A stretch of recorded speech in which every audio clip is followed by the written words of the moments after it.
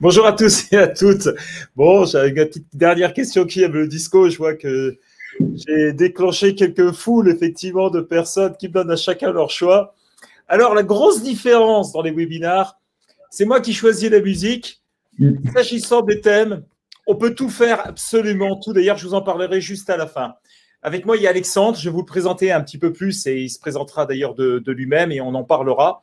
Et aujourd'hui, on va parler justement d'un sujet qui provient de demandes très régulières des participants des webinaires, c'est-à-dire on fait quoi notre argent en matière de holding. Alors ce matin d'ailleurs, j'écoutais la radio et j'ai entendu que finalement la croissance de la trésorerie était complètement dingue grâce au PGE qui n'avait peu ou pas été utilisé et que du coup la plupart des entreprises se trouvaient avec une trésorerie qui était bien plus pléthorique. Bon, bah, tant mieux. Franchement, on ne peut que se féliciter de cette situation. Alors, comme je vous l'ai expliqué, on va parler aujourd'hui de trésor et plus exactement de gestion de trésorerie, mais plus spécialement dédié sur ce que on a qualifié de valorisation, ça veut dire principalement des holdings actives, etc. Et donc, on va voir un sujet que l'on va débattre avec Alexandre, qui est gestionnaire de patrimoine associé au sein du Le Conservateur. On en parlera un petit peu plus tout à l'heure. Vous êtes très nombreux aujourd'hui, en tous les cas, à vous être inscrits, donc je suis super content. Alors, pour ceux et celles qui ne me connaissent pas, bonjour et bonjour aux autres, bien évidemment. Je m'appelle Patrick, je suis cofondateur de Duc, je suis expert comptable. Et aujourd'hui, je vais jouer surtout le rôle d'animateur, et plus spécialement. Et donc, notre sommaire, eh bien, je l'ai résumé à travers cette flèche directement, c'est-à-dire que lorsqu'on a une société holding et qu'on a de la trésorerie, eh bien, la vraie question que l'on doit se poser, c'est quel horizon de placement je souhaite faire. Et c'est comme ça qu'avec Alexandre, on a décidé de couper, en fait, de découper notre webinar, c'est-à-dire une partie en se disant, maximum 2 ans, qu'est-ce qu'on peut faire ? Si c'est minimum 2 ans, on peut faire encore autre chose. Si c'est un minimum 4 ans, on va faire encore autre chose. Si c'est plus de 10 ans, on va faire encore autre chose. Alors, du coup, on a mis des noms en face de cela et on va parler des comptes à terme, on va parler des comptes titres, on va parler des contrats de capitalisation et des tontines financières, un mot qui paraît hyper exotique. Pour la plupart, bien évidemment, on a l'impression que ça vient d'Asie directement, mais tout à l'heure, Alexandre dira, mais non, mais pas du tout, ça vient de Napoléon III, je crois, de mémoire. Et donc, concrètement, on va pouvoir parler de tout cela. Alors, vous savez qu'on est en live. En direct, vous pouvez poser toutes vos questions. C'est moi d'ailleurs qui vais les lire principalement. Si je peux répondre, ce sera moi qui le fera, mais ce sera surtout Alexandre qui s'engagera aussi à répondre à tout. Alexandre, tout à l'heure, on aura ses coordonnées, donc ce sera plus simple comme ça si vous voulez le joindre pour des questions un petit peu plus privées, on peut dire ça comme cela.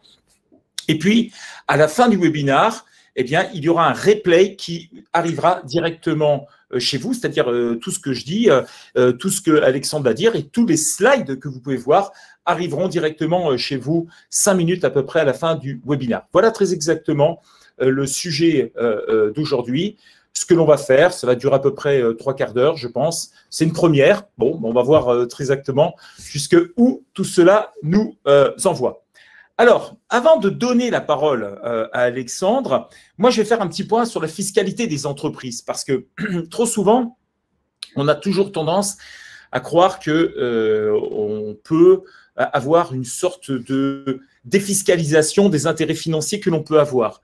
Ce n'est pas tout à fait vrai. Il y a une partie qui est vraie lorsqu'on détient notamment des filiales, c'est-à-dire quand vous détenez, par exemple, plus de 5%, 10%, 15%, 20% de filiales de sociétés et qu'on vous remonte des dividendes, dans ces cas-là, vous avez une quasi-exonération. Vous payerez très exactement que sur 5% de la plus-value. Si vous êtes à un taux d'IS à 15, vous imaginez 100 000 euros que vous remontez, pouf, vous payez 750 euros. Là, malheureusement, on n'est pas dans ces situations-là. Et les intérêts financiers sont des produits financiers taxables au taux plein, soit à 15% qui est le taux réduit, soit de 26,5%. C'est le nouveau taux depuis le 1er janvier 2021, enfin pour les exercices ouverts à compter du 1er janvier 2021. Il était de 28 l'année dernière, il sera de 25 en 2022. Voilà, alors on reparlera après de plus de fiscalité, je sais qu'Alexandre a débattu, mais au moins sur le plan général de l'argent qui peut rentrer comme ça et qui tombe, dites-vous que ça rentre comme un produit imposable au sein de la société. Alexandre, j'ai fait mon taf quasiment, j'exagère, mais maintenant tu vas pouvoir nous dire tout ce que tu souhaites nous dire au sujet de ces placements de trésorerie. Merci Patrick, bonjour à tous, c'est un plaisir encore d'animer un webinaire avec Patrick. On s'est connus il y a quelques temps et on en fait quelques-uns. On a fait notamment sur la transmission et cession d'entreprise il y a quelques temps maintenant. Et c'est vrai qu'on voulait faire un sujet un peu plus financier qui va toucher à la trésorerie des sociétés et principalement à la trésorerie des holdings. Pourquoi? C'est vrai que Patrick l'a rappelé en introduction, c'est un sujet qui, du fait des PGE, du fait de certaines croissances d'entreprises aussi, on a un vrai sujet. On a un sujet également du fait de la chute des taux et donc de la rémunération qu'on peut avoir des produits au niveau bancaire. Donc forcément, c'est un sujet aujourd'hui. Comment est-ce qu'on fait pour que sa trésorerie puisse travailler?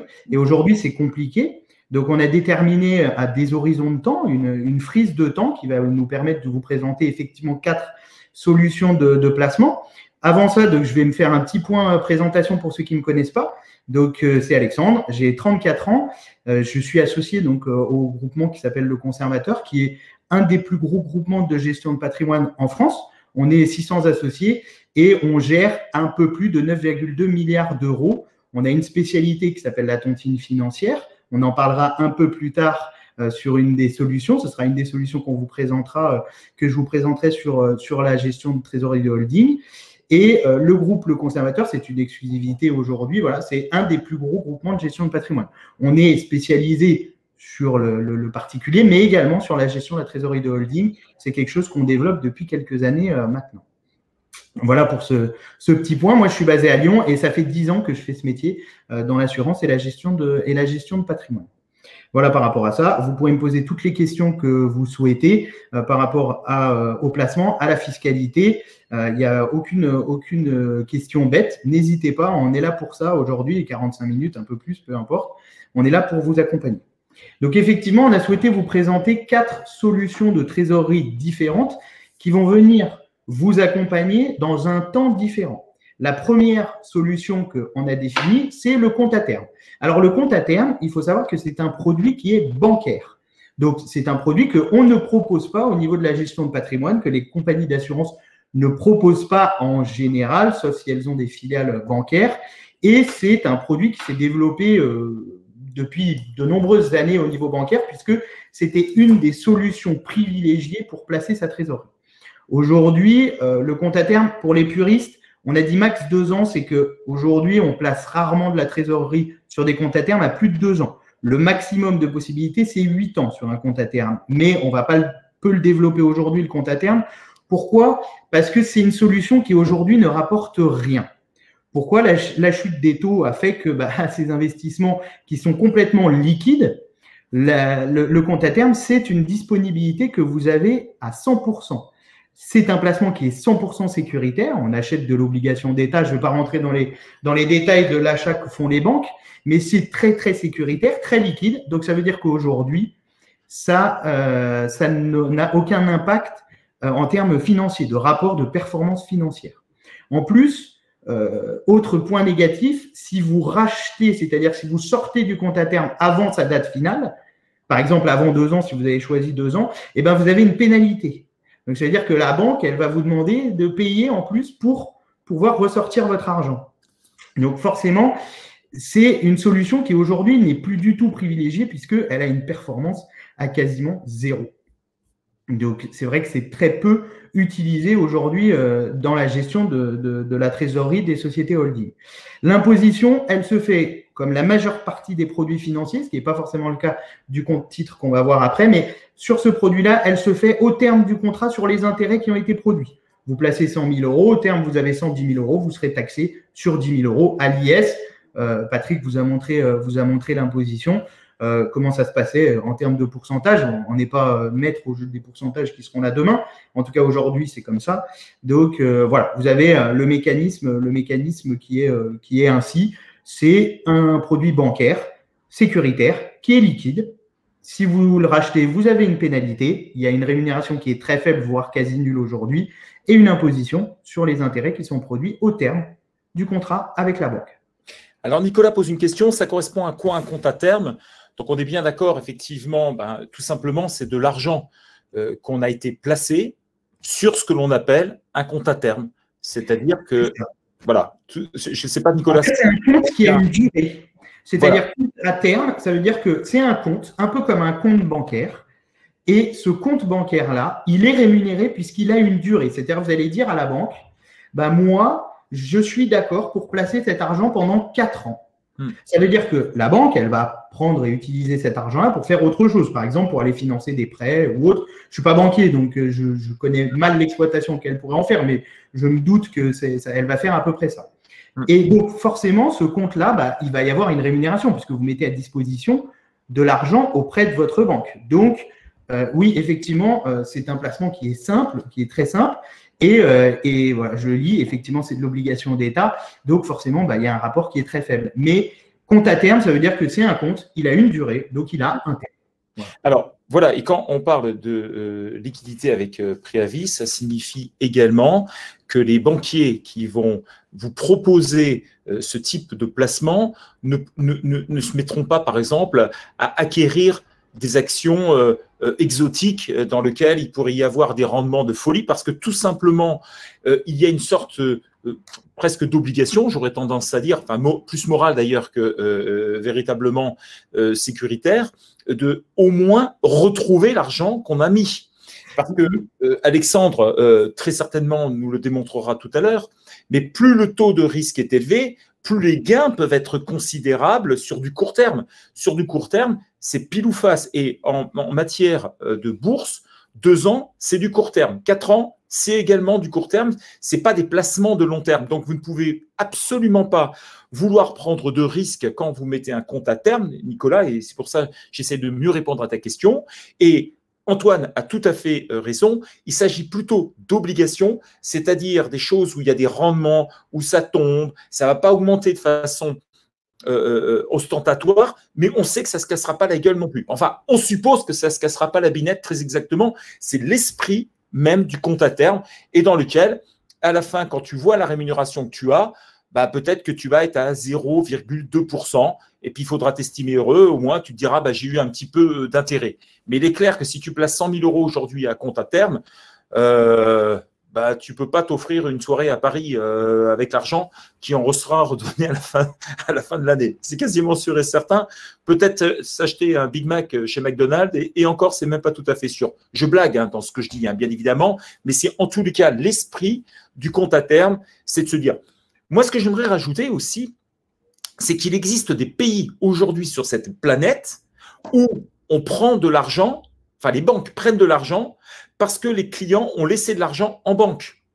Si vous allez à Hong Kong, par exemple, et que vous achetez une voiture, vous la payez plus cher si vous la payez cash que si vous faites un emprunt. Ça a l'air complètement fou, mais c'est comme cela. Donc, il faut bien se rendre compte du contexte international dans lequel aujourd'hui on peut emprunter faiblement.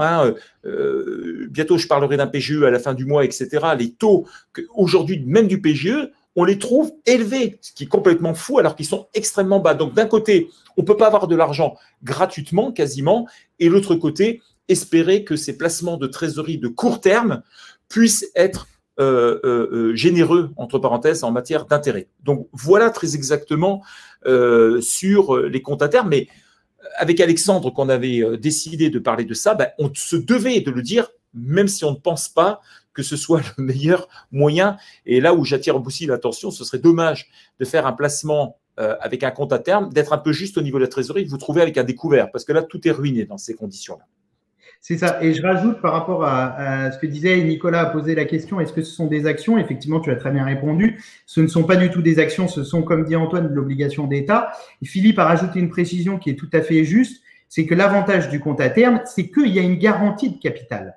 Ce qui n'existe pas sur les autres produits, les 3 autres qu'on verra. Cette garantie de capital, elle est que le taux de rendement, et Philippe le dit très bien, est connu à l'avance, mais il ne faut pas sortir avant le terme. C'est ça les pénalités, l'indemnité en cas de rachat, si on va avant le terme, c'est exactement ça. Donc effectivement, aujourd'hui, c'est le produit référence, on va dire, qui a été la référence pour la gestion de trésorerie. On le voit beaucoup sur la gestion de trésorerie des sociétés opérationnelles, puisque là, on a besoin d'avoir une stabilité financière beaucoup plus forte que sur la trésorerie de holding. D'ailleurs, sur les sociétés opérationnelles, on ne peut faire que du compte à terme ou du compte titre. On ne peut pas aller sur des produits assurantiels qui sont la capitalisation ou associatifs qui sont la tontine financière. Je ferme la parenthèse. En tout cas, Philippe a tout à fait raison. On connaît le terme et on connaît également le rendement au terme du contrat. Et aujourd'hui, comme c'est de l'obligation d'État, eh ben, il n'y a quasiment aucun rendement. Voilà. Super. On va passer à la slide suivante maintenant. En s'éloignant un petit peu de la durée des 2 années, qui était un peu le côté un peu maximum, et maintenant on va arriver sur des minimums de 2 années. Donc on est un petit peu au-delà. C'est ça, tout à fait. Alors là, on est encore sur un produit qui est financier, puisque le compte titre est un produit qui est financier. Pourquoi est-ce qu'on met minimum 2 ans? C'est que, comme l'a dit Patrick, à la différence avec le compte à terme, le compte titre est un produit, on va investir votre trésorerie. Ça veut dire que cette trésorerie-là, elle va être investie sur des fonds d'investissement. Fonds d'investissement qui peuvent être aussi bien du monétaire, donc là, on va être sur du sécuritaire pur, même style que le compte à terme, donc avec des rendements qui sont très faibles, voire inexistants, de l'obligataire, un petit peu plus de rendement, un risque qui est un peu moins élevé, ou de l'action. Donc là, on va être plutôt sur du dynamique. Donc, ce compte titre, c'est également un produit qui est liquide. Ça veut dire que votre argent est disponible. Il n'y a pas de pénalité de rachat sur les comptes titres.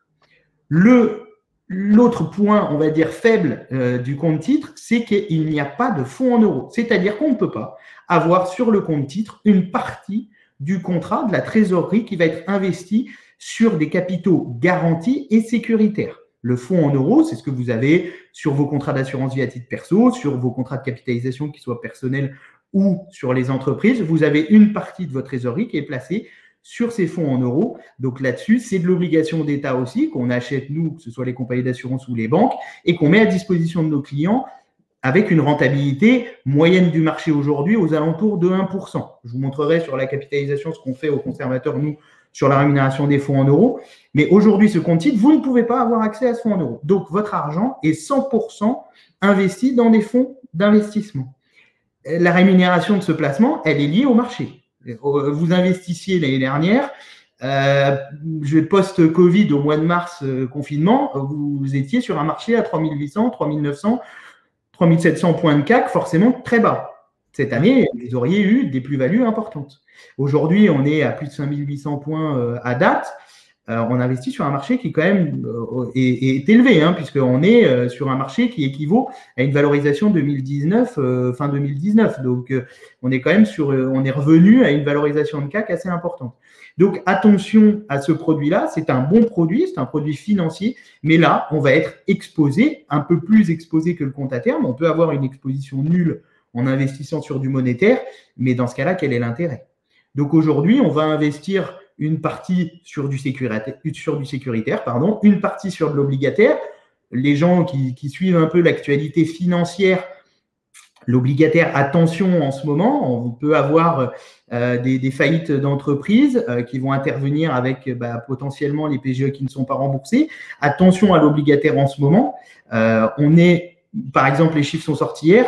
Annuellement, logiquement, on est sur un trend de 50 000 faillites par an sur les PME en France. On est à moins de 35 000 faillites pour l'année dernière, ce qui est très faible. Ça veut dire quoi? Ça veut dire qu'on a sauvé, grâce au PGE, des entreprises qui potentiellement allaient mourir.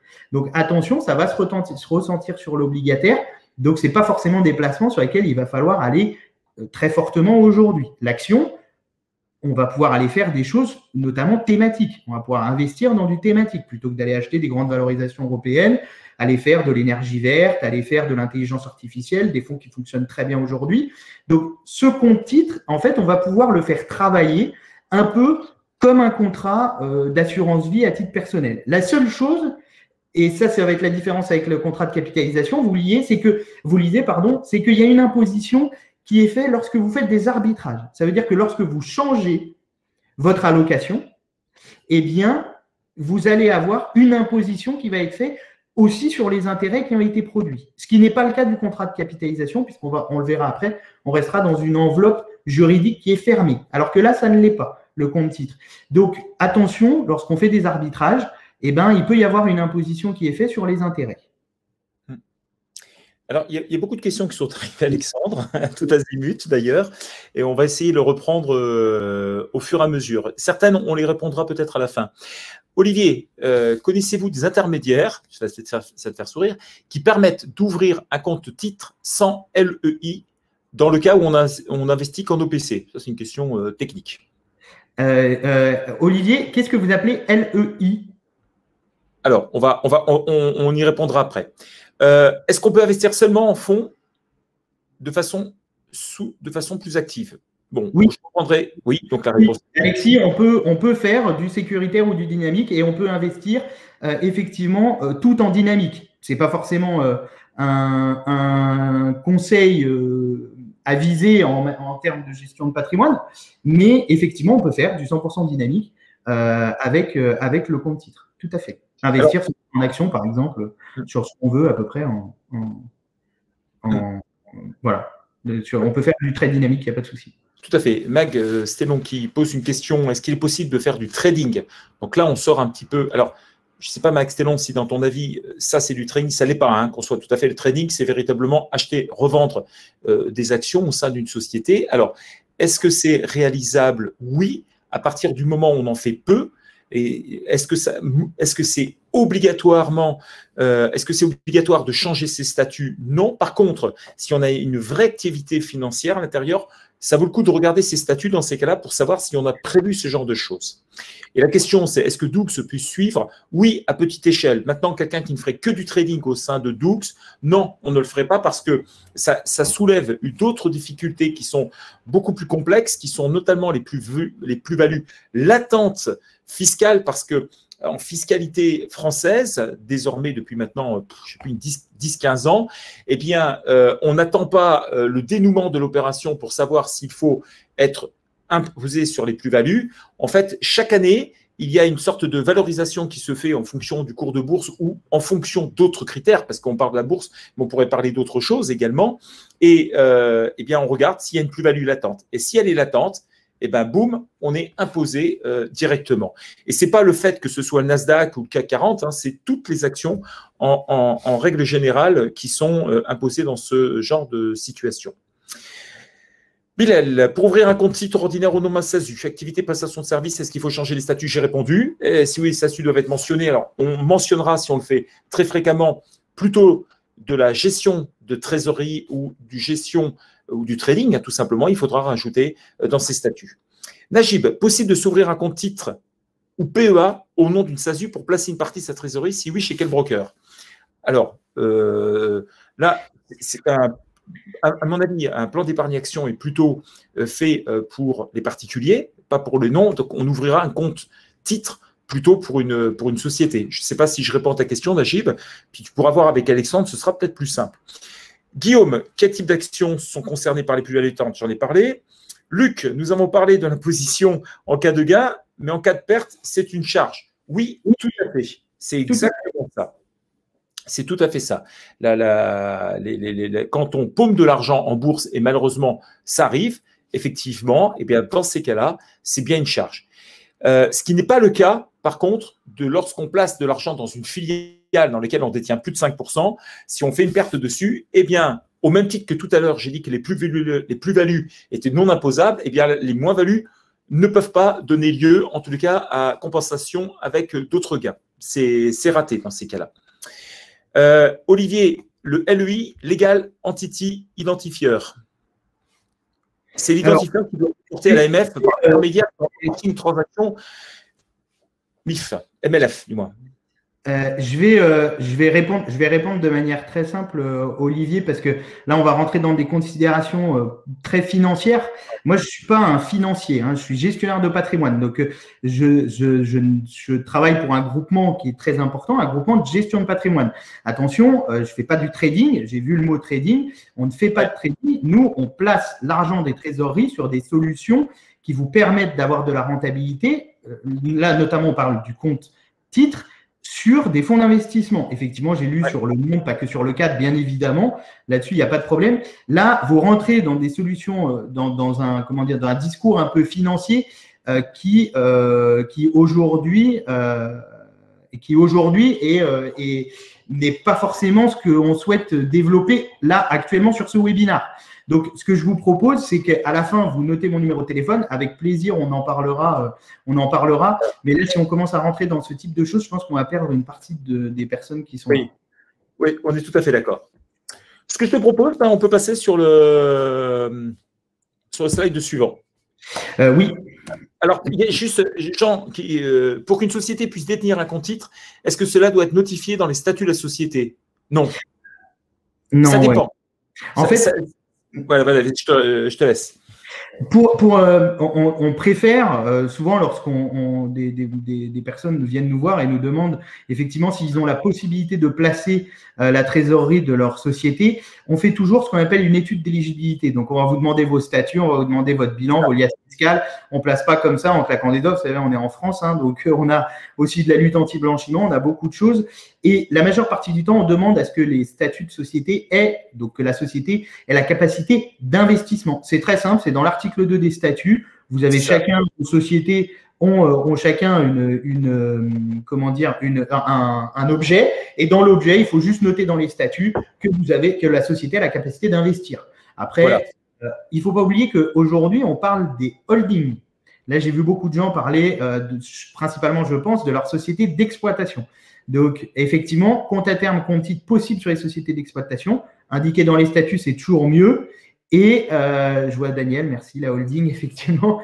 Mais effectivement, c'est toujours mieux que ce soit indiqué dans les statuts. Pour la holding, c'est une obligation pour nous que votre holding, elle ait, comme dans ces statuts, la capacité d'investir. Ça, de toute façon, si elle n'a pas la capacité d'investir, vous ne pourrez pas investir. Donc, mais ça, après, c'est des règles propres, notamment sur les contrats de capitalisation et la tontine financière. Ce n'est pas nous, le conservateur, qui régissons ce type de règles-là. C'est principalement la Fédération française de l'assurance. D'accord ? Ou la Fédération française des banques. Bilal qui pose une question, je vais répondre. Les titres détenus seront une immobilisation sur l'interface de Dux? Non, ce n'est pas une immobilisation. Et j'aimerais que pour toi, Bilal, que ça le soit. Ça voudrait dire que, par exemple, tu détiendrais au moins 5% du groupe Orange. Bon, concrètement, tu ne serais pas à ce webinaire-là, de façon très claire. Si tu étais 5% du groupe Orange, en tout cas, s'il y a un patron du CAC 40 ici qui détient 5%, qui me fasse signe tout de suite. Non, concrètement, c'est un placement. Ça se trouve très exactement à côté de la trésorerie et c'est comme ça qu'on arrive à suivre, je te rassure Bilal, ce ne sont pas des immobilisations.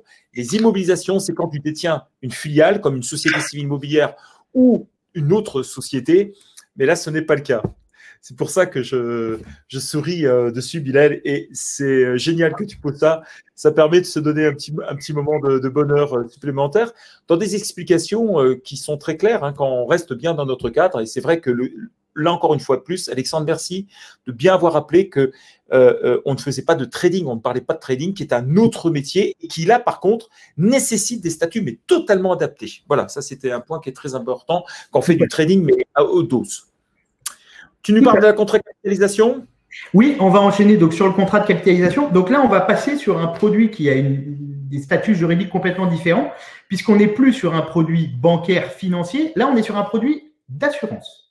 Donc là, on est complètement différent. On est sur un produit réglementé par le Code des assurances et qui a une vocation, c'est à venir vous accompagner dans la trésorerie, la gestion de trésorerie des holdings. Alors là, des holdings à 100%. Les deux produits qu'on voit là, la capitalisation et la tontine financière, c'est possible uniquement sur les holdings. C'est la Fédération de l'assurance qui nous dit hors holding, on ne fait pas. On fait bien évidemment une étude d'éligibilité en amont avec des statuts. On demande, si jamais les statuts n'ont pas la capacité d'investir, de faire un procès verbal ou alors de modifier les statuts en fonction de ça. Mais de toute façon, là-dessus, c'est uniquement sur les holdings. On a mis minimum 4 ans. Pourquoi ? Alors, le contrat de capitalisation, qu'est-ce que c'est ? C'est le pendant du contrat d'assurance vie. En fait, vous avez deux entités juridiques qui sont très, très proches, qui sont le contrat d'assurance vie que vous souscrivez à titre personnel et le contrat de capitalisation. La différence entre les deux, c'est que vous pouvez avoir de la capitalisation à titre individuel et de l'assurance vie, mais qu'à titre individuel. Pourquoi ? C'est que l'assurance vie, elle va se dénouer à votre décès. Ça veut dire que lorsque vous allez décéder, le contrat, il va s'arrêter. Ça n'est pas le cas de la capitalisation. Le contrat de capitalisation, le jour de votre décès, continuera. Il va être transmis à vos héritiers. C'est pour ça qu'on a la possibilité de le faire au niveau des personnes morales. Puisque, vous le savez tous, une société ne peut pas mourir. Elle peut faire faillite, mais elle ne peut pas mourir au sens d'un humain. C'est pour ça qu'on peut dupliquer le contrat de capitalisation au niveau des personnes morales. Qu'est-ce que c'est? En fait, le contrat de capitalisation, c'est une enveloppe juridique dans laquelle on va pouvoir investir aussi bien sur le fonds en euros ou alors sur des fonds d'investissement. Donc, on va pouvoir faire la même chose qu'on fait avec un compte titre, mais en plus, on va avoir une partie sécuritaire. Et en plus, on pourra aller sur des fonds d'investissement un peu différents. Par exemple, au conservateur, on pourra aller sur des produits structurés via le contrat de capitalisation, ce qui n'est pas le cas sur le compte titre. Donc, on va avoir une gamme beaucoup plus large d'investissement d'unités de compte sur le contrat de capitalisation. Donc, on va pouvoir avoir du sécuritaire. On a la partie fonds en euros. On va également avoir la partie unité de compte monétaire, obligataire ou action. Donc, avoir un profil de risque entre le sécuritaire et le dynamique. Le contrat de capitalisation, il est liquide. On a mis un horizon à plus de 4 ans. Pourquoi? Parce que sur des unités de compte, on a besoin de temps pour pouvoir valoriser. Le temps est maître de la valorisation de l'argent. Aujourd'hui, pour gagner de l'argent, il vous faut soit des risques, soit du temps. N'oublions pas, on est sur de la trésorerie de société. Donc, on évite de prendre beaucoup de risques sur de la trésorerie de société. Donc, c'est pour ça qu'on va demander un peu de temps à nos clients. Pourquoi est-ce qu'on a mis 4 ans? Ça n'a pas, c'est pas anodin. C'est que le contrat de capitalisation, et c'est légal, en fait, on a une indemnité si jamais vous rachetez votre contrat de capitalisation avant 4 ans, vous avez une pénalité sur la valorisation du fonds en euros. La pénalité, c'est 50% l'année du rachat. Ça veut dire que si vous avez une valorisation du fonds en euros, par exemple, qui correspond à 50% de votre contrat, cette valorisation, elle va vous rapporter 1,50 net. Si jamais vous rachetez avant 4 ans, l'année de votre achat, ce ne sera plus 1,50 mais 0,75. C'est pour ça qu'on va vous demander de rester un peu sur le contrat de capitalisation. Premièrement, pour avoir le temps de valoriser les capitaux. Ça, c'est la première chose. Et la deuxième chose, c'est pour ne pas avoir de pénalité à payer en cas de rachat partiel. À noter que la pénalité à payer, elle est sur 50% du montant de valorisation du fonds en euros, sachant que ce montant-là, il est, même si vous perdez 50%, vous avez toujours 7 fois plus que si vous investissez sur un compte à terme. D'accord? Donc, il y a aussi des choses à prendre en compte. Mais ça reste un placement qui est liquide. À la différence avec le compte titre, aucune fiscalité en cas d'arbitrage. Ça veut dire que dans sa part unité de compte, on va pouvoir la modifier, la faire évoluer en fonction des événements qui vont se passer dans l'année ou dans les 2 ans ou dans les 3 ans, sans avoir de fiscalité à payer. On reste exactement sur le même système que vous connaissez à titre personnel sur l'assurance vie, où vous pouvez arbitrer dans votre contrat. À partir du moment où vous ne sortez pas d'argent réellement, vous n'avez pas d'imposition. C'est le cas du contrat de capitalisation. L'imposition, elle est au terme, sur les intérêts produits. Au terme, ça va être soit je fais un rachat partiel, c'est-à-dire que j'ai un contrat de capitalisation de 100 000 euros, je vais en racheter 50 000. Ça, il y a effectivement une partie de fiscalité sur les intérêts qui ont été produits, c'est un pourcentage. Si sur 100 000, vous avez eu 10% d'intérêt, la taxation, elle se fera sur les 10%. Donc, si vous rachetez 50 000 sur 5 000 euros. Si vous rachetez 100 000 sur 10 000 euros. Je pense que j'ai été clair. Oui. Très bien. Alors, sur le contrat de capi, je finis juste, excuse-moi, par rapport à nos non-contrats de capi à nous. Le contrat de capi du conservateur, on est sur on a des minima d'investissement, ce qui n'est pas le cas sur les comptes à terme ou autres. Le minimum d'investissement d'un contrat de capitalisation chez nous, c'est 50 000 euros.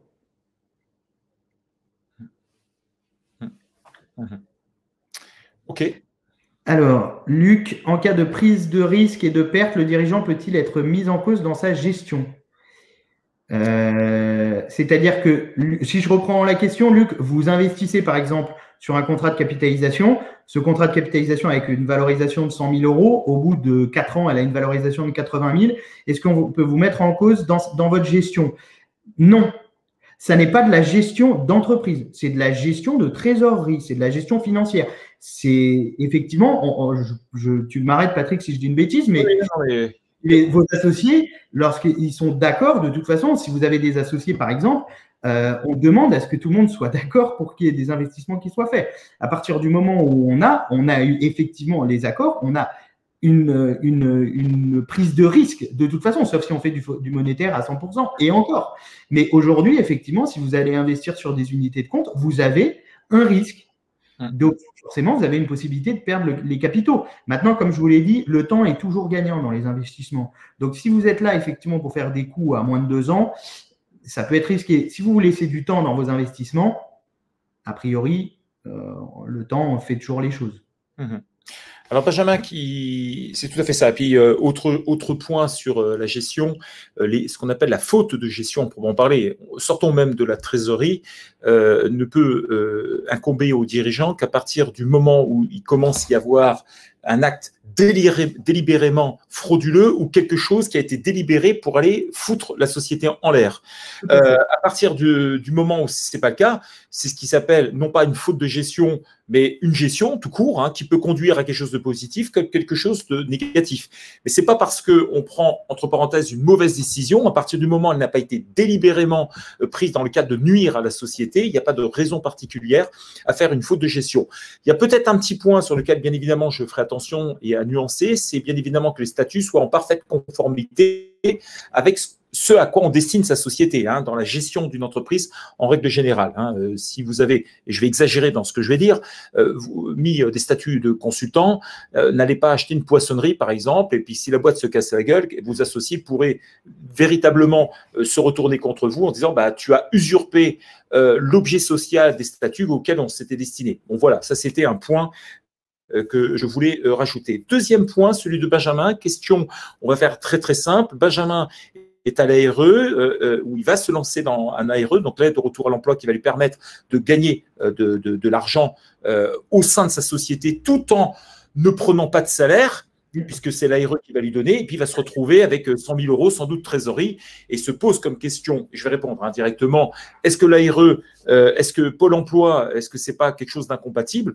Non, et non, et archi non. Pourquoi? Parce que justement, le but de l'ARE, c'est d'aider les entrepreneurs à avoir des très bons démarrages au sein de leur société. Et donc, Benjamin, plus tu vas enrichir ta société, meilleur ce sera, parce que ce sera l'assurance, premièrement, bah, que tu as réussi, entre parenthèses, ton lancement de société, et ça veut dire surtout que tu remettras sans doute plus jamais les pieds au sein de Pôle emploi. Et ça, c'est la meilleure aide qui puisse exister, à mon sens, actuellement sur le marché. Alexis, quelle est la fiscalité en cas d'arbitrage avec le compte titre? Il y a là-bas, je crois. Fiscalité à l'IS des plus-values. Oui, c'est ça, tout simplement. Numa, peut-on investir en titre vif, action sans OPCVM dans un contrat de capitalisation? Réponse claire. Question claire, réponse claire. Non, ça n'est pas possible. Voilà, bon ben voilà. Bilal, sur le contrat de capitalisation, le choix des actions dans laquelle investir est la responsabilité de l'entreprise ou bien l'organisme qui gère le contrat par le biais de la gestion déléguée? Alors, aujourd'hui, par exemple, Bilal, si vous nous appelez, c'est quelque chose qu'on fait ensemble.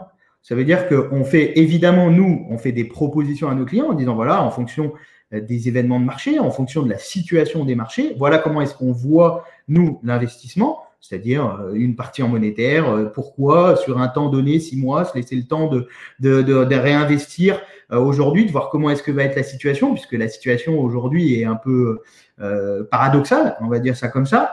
Bien évidemment, on va faire une proposition sur de l'obligataire, sur de l'action, par exemple, de l'action thématique. Mais aujourd'hui, c'est une discussion qu'on a. La responsabilité, je dirais, si on a des discussions ensemble, c'est une responsabilité qui est mutuelle. Nous, on fait une proposition, vous choisissez, vous êtes d'accord. Voilà, aujourd'hui, il n'y a pas de… C'est-à-dire que si jamais demain, vous perdez de l'argent par rapport au placement, vous ne pouvez pas vous retourner contre votre banque ou votre gestionnaire de patrimoine en disant que vous m'avez mal conseillé. Et ce sont des choses qui arrivent. Ce sont des choses qui arrivent.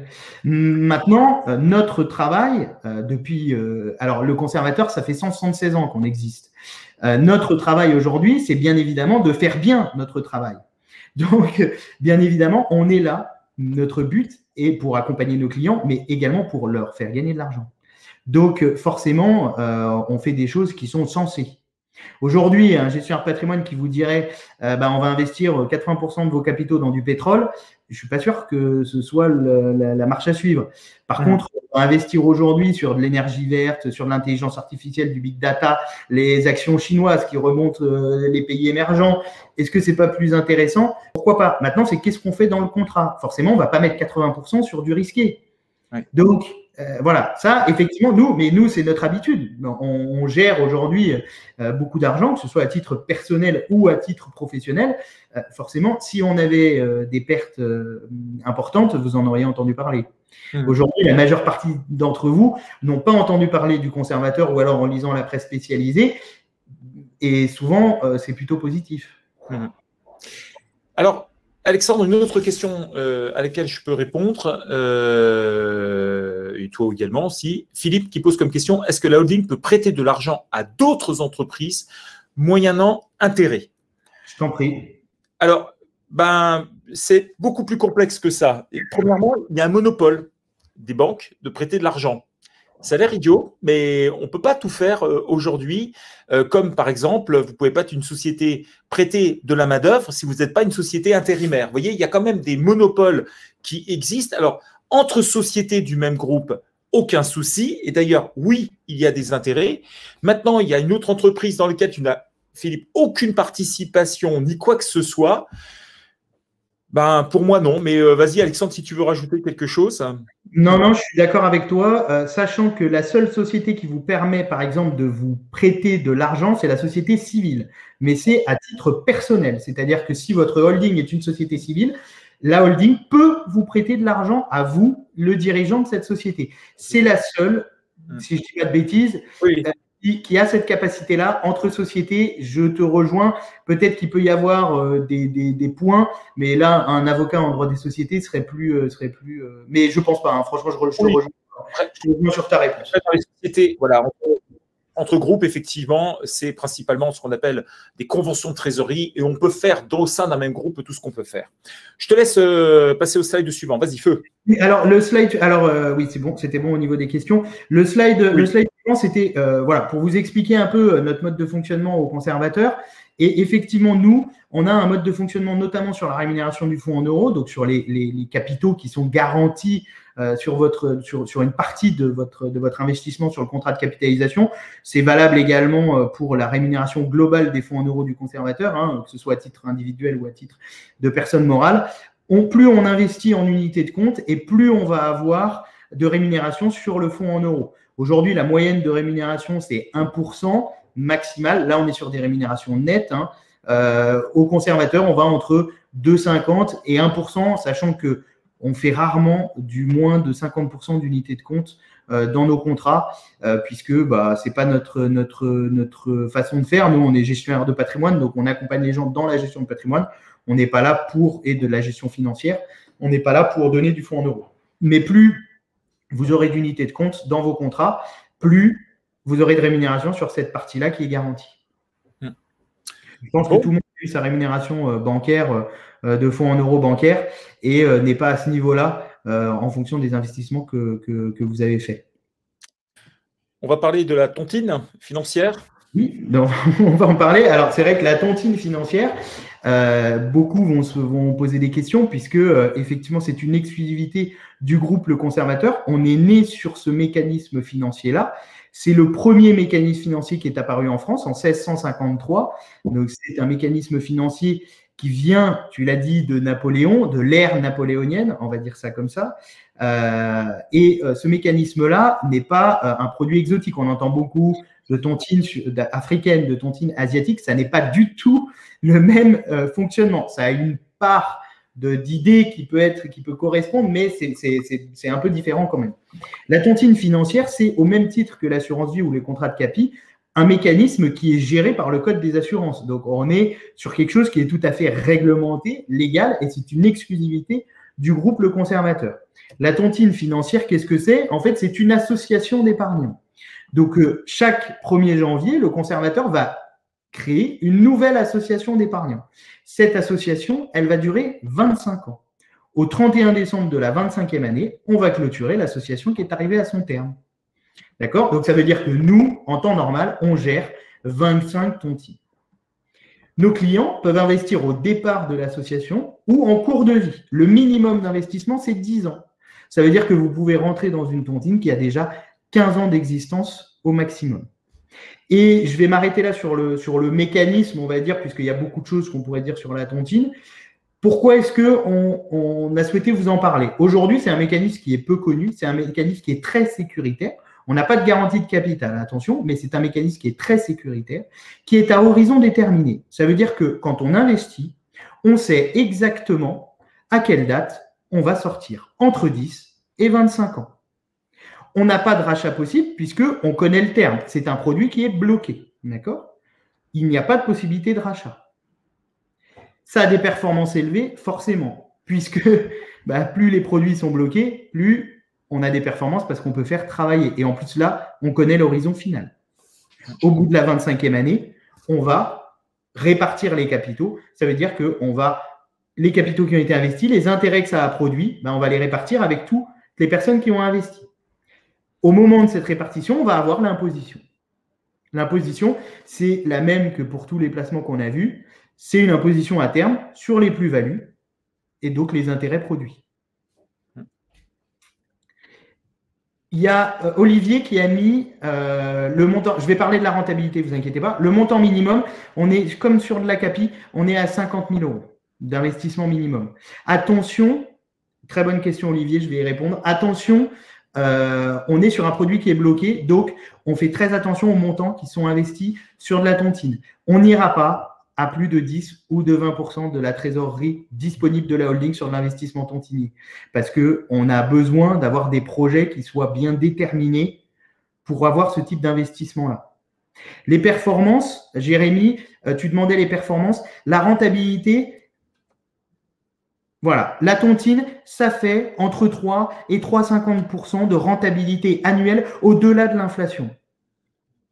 L'année dernière, donc celle de 2020 est sortie 4,55 net de rentabilité. Cette année, on est à 4,25.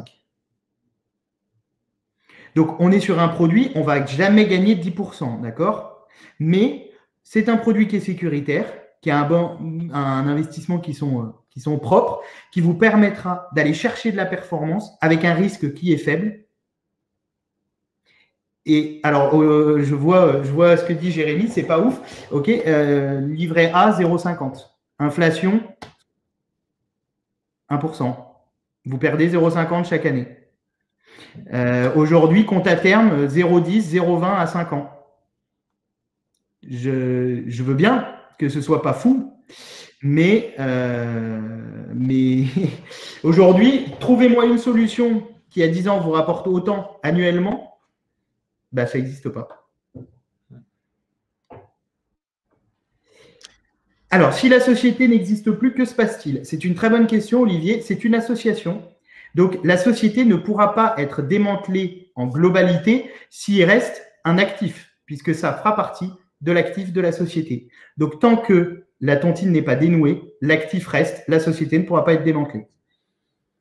Oui, tout à fait. Pourquoi le capital n'est pas garanti? Parce que c'est un produit d'investissement, donc le capital n'est pas garanti, le produit est ainsi. Vous avez le compte terme, le capital est garanti. La tontine, le capital n'est pas garanti. Maintenant, en 176 ans d'existence, on a toujours fait entre 3 et 3,50% de gains au-delà de l'inflation. Toujours. Alors, je pose des questions. Numa, y a-t-il une transparence sur vos investissements, support?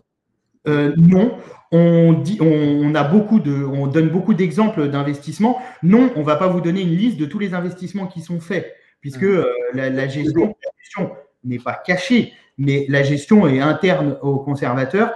On investit beaucoup, on fait beaucoup de private equity. Par exemple, pour les gens qui connaissent par exemple le milieu du foot, c'est nous qui avons financé la rénovation du stade Vélodrome de Marseille. Alors, je ne suis pas pour Marseille, je ne fais aucune considération footballistique, c'est pour vous donner des exemples. À Lyon, par exemple, c'est nous qui avons investi pour la dépollution de l'usine Fagor à Gerland, qui avons investi dans les terrains et dépollué l'usine. Donc, aujourd'hui, voilà, on fait beaucoup de private equity, on fait de l'immobilier, on achète des actions. Maintenant, on ne fera pas la liste des investissements qui sont faits dans les tontines. Alors, je vois une question de Bilal. Est-ce que l'argent qui est investi est déductible du résultat fiscal ou bien du résultat d'exploitation? Bilal, ni l'un ni l'autre. De façon très concrète, tu investis l'argent, mais en aucun cas, cet argent, cet investissement va venir en moins de ton résultat. Jamais.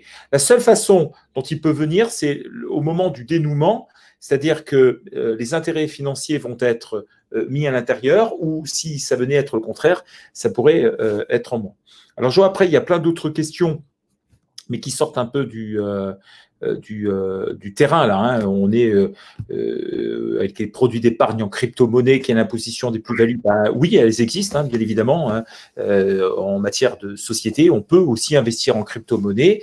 Et aujourd'hui, le Conseil national de comptabilité n'a pas pris de décision en la matière.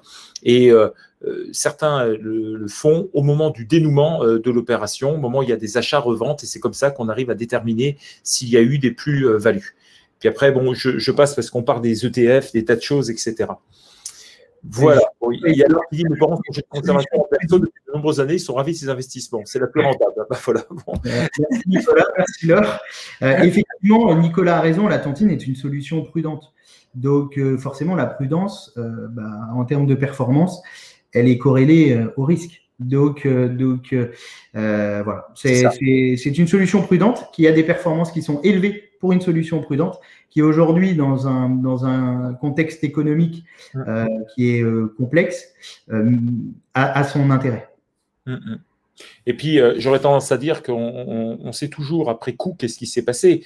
Dans ma vie antérieure, je fais partie des rares experts comptables à avoir été signataire de filiales de CAC 40, j'ai fait des introductions en bourse également, et j'avais même créé des clubs de directeurs financiers de bourse, et je fais partie des personnes qui ont vu l'effondrement de la bourse, les actions complètement se casser la gueule avec des moins 70, moins 80%. Et bien évidemment, quand on est en période d'euphorie, tout le monde vient dire « voilà, je suis le meilleur, j'ai bien fait de choisir ». Mais rares sont les personnes qui disent « moi, j'ai paumé 90% des sommes que j'ai pu investir ». Et j'en ai connu des personnes comme cela. Et donc, oui, je pense que la tontine, c'est une solution parmi tant d'autres qui est plutôt assez prudentiel et qui vous permet de dire ok, je ne fais pas de trading, je ne veux pas m'occuper de quoi que ce soit et je vais essayer de placer cet argent et puis ça va suivre gentiment des cours qui me permettront de retrouver cet argent sans avoir subi de dévaluation ou quoi que ce soit. Mais je n'aurai pas 50 ou 60% de plus comme je pourrais faire avec un coup de crypto-monnaie. J'avais fait des articles sur la crypto-monnaie, moi je me souviens quand ça prenait 50%, comme par hasard, quand on a eu un moins 70, plus personne n'en a parlé, bien évidemment. Là, tout le monde a pleuré. Et puis après, quand ça remonte, tout le monde en parle. Et il y aura toujours des balbutiements comme ça.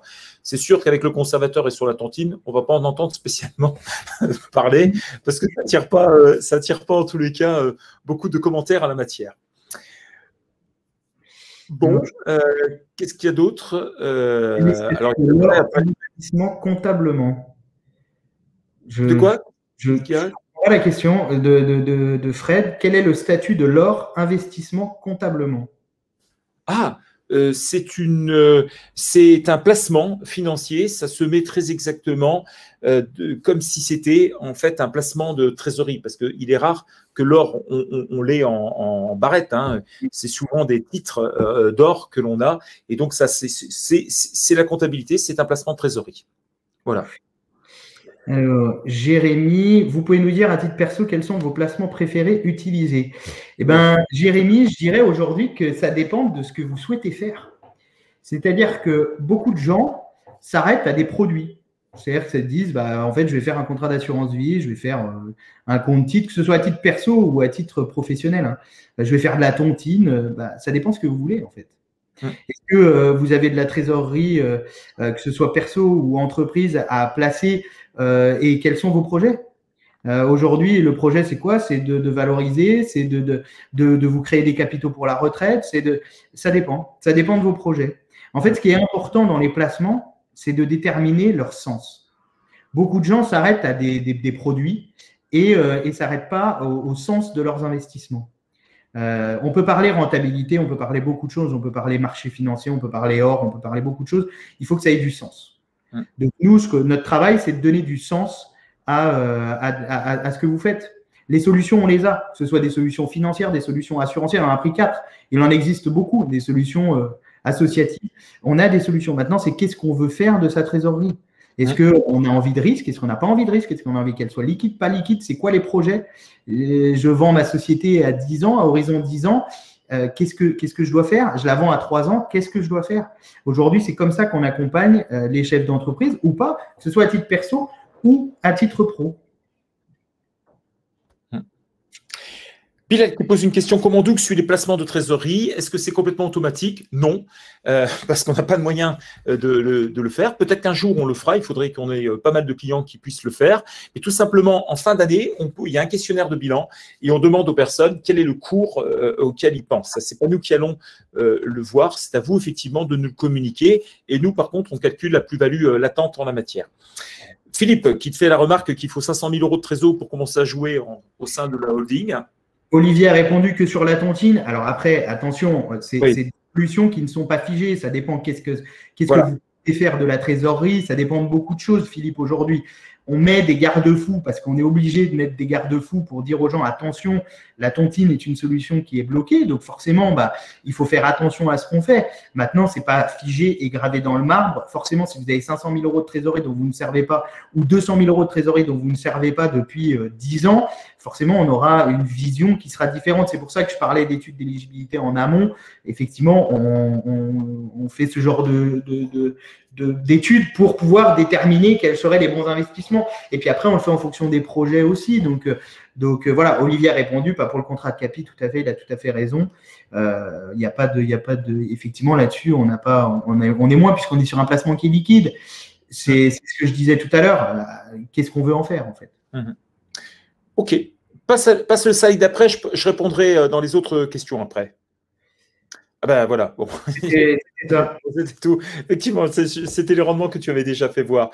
Bon, Bill, ta question, yes, c'est mieux effectivement de faire une société holding. Dans le cas que tu as posé, on est complètement hors du contexte, mais l'idée, elle est là. Oui, il faut faire une holding. Dans ce cas, c'est bien mieux et tu pourras remonter l'argent, prendre des participations dans les sociétés financières, investir dans une pizzeria ou autre chose.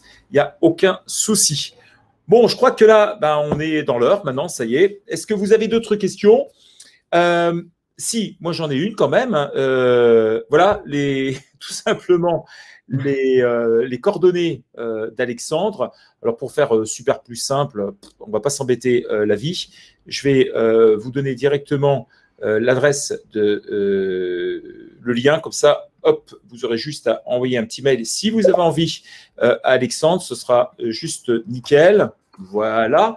Ce que je tenais aussi à vous dire, c'est deux choses. La première, c'est que vous avez la possibilité de nous donner, de nous donner des idées pour les prochains webinars. Alors, à ce titre, j'ai justement créé ni plus ni moins sur LinkedIn un groupe qui peut réfléchir. Si vous avez envie d'y participer, n'hésitez pas.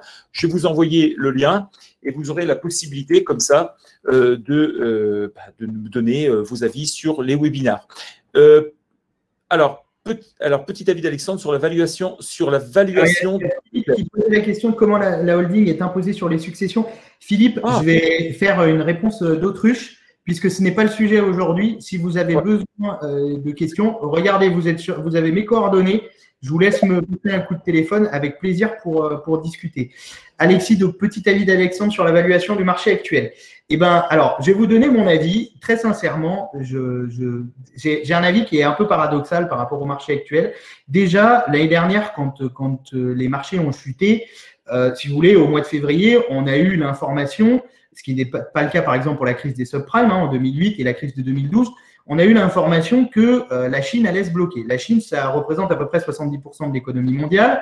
Donc, cette information arrive chez nous, arrive chez tout le monde. On sait que ça va avoir un impact sur les marchés. Maintenant, on n'est pas devin. Moi, je n'ai pas une boule de cristal.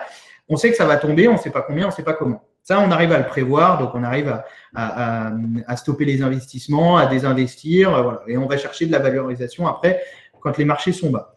Très sincèrement, quand cette période est arrivée et que les marchés sont tombés à 3700 ou 3700 au mi-mars, on ne pensait pas que ça remonterait aussi vite. Très franchement, on voyait pas ça. Au mois de juin, on était déjà à plus de 4500 points. C'est remonté vite, très vite. Les annonces de vaccins ont fait exploser.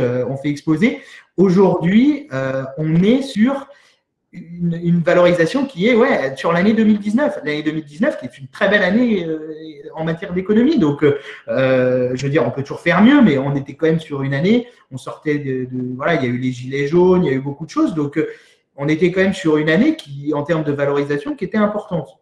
Donc moi, je pensais que l'année 2021, je pensais que le Covid s'arrêterait quand même un peu plus rapidement et que l'année 2021 serait l'année de la relance. Où finalement, le Covid est resté et l'année 2020 est remontée quasiment aussi vite que ce qu'elle avait baissé. Donc aujourd'hui, c'est vrai que j'ai un avis qui est un peu partagé sur le marché. J'en discute beaucoup avec mes clients sur les investissements qu'on fait. Aujourd'hui, c'est vrai qu'on se base sur des investissements qui sont très thématiques, qui vont toucher l'énergie verte. J'en parlais tout à l'heure sur les comptes titres, que ce soit les comptes titres ou la capitalisation, parce que on va aller chercher de la plus-value sur des fonds d'investissement qui investissent dans des entreprises qui sont des marchés porteurs aujourd'hui. Maintenant, c'est vrai que je suis assez partagé. Dans un mois, il y aura beaucoup de gens qui se seront fait vacciner. C'est les dernières annonces. Vous avez noté que suite aux dernières annonces, les marchés sont remontés aussi également hier, avant-hier et aujourd'hui, de manière quand même assez forte.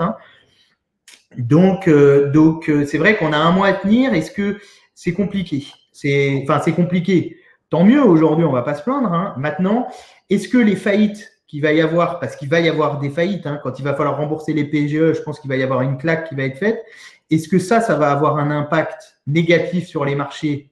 Eh ben, je ne sais pas, parce que je ne suis pas devin, mais je pense que ça aura un impact. Maintenant, il est pour le moment très difficile à mesurer. Donc voilà. Olivier qui dit j'attendais les 3000. Alors 3700, c'est un record historique de baisse qui est quand même important. Donc effectivement, nous, on s'est posé la question des réinvestissements aux alentours des 4500 points. Donc, vous voyez, on a baissé jusqu'à 3700 points. À 4500, on se demandait s'il ne fallait pas rentrer sur les marchés parce que mine de rien, même si ça remonte à 5000, ça fait toujours 10%, un peu plus de 10%. Donc, voilà. Maintenant, effectivement, ça pouvait chuter plus bas, mais 3700, c'est quand même bas. C'était quand même très bas. Donc, voilà, Alexis, j'espère que j'ai répondu à votre question. Donc, je suis assez partagé. Mais je remercie. Qui doivent être faites pendant ces périodes. Bon, ben écoutez, merci à toi Alexandre pour cette proposée.